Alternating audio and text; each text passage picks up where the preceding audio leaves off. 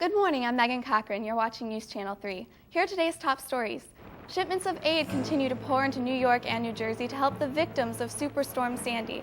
The U.S. Department of Agriculture is working with food banks to distribute more than 1 million pounds of food in the metro New York area. Officials are also scrambling to try and get displaced voters to the polls today.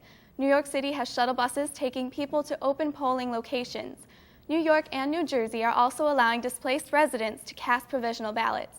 Meanwhile, the World Trade Center Memorial at Ground Zero is scheduled to reopen this morning after crews pumped out more than 4 feet of floodwater from the storm. Along with power outages, the gas shortage caused by Superstorm Sandy is still hitting people in New York and New Jersey hard, and some are accused of trying to price gouge those storm victims.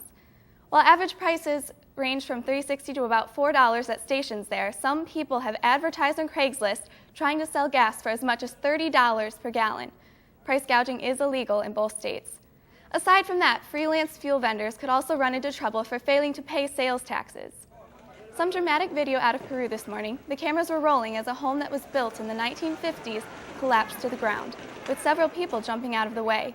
The building had been damaged by an overnight fire and crumbled several hours later. The home was designated as a national monument nearly 30 years ago.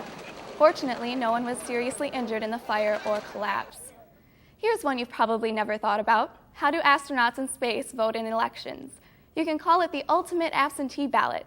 Mission Control at Johnson Space Center in Houston emailed a digital version of the ballot up to astronauts at the International Space Station. They then fill it out and email it back, where it's then sent to voting authorities. A bill passed in Texas in the mid-1990s created this system. Before that, if you weren't on the planet, you were out of luck.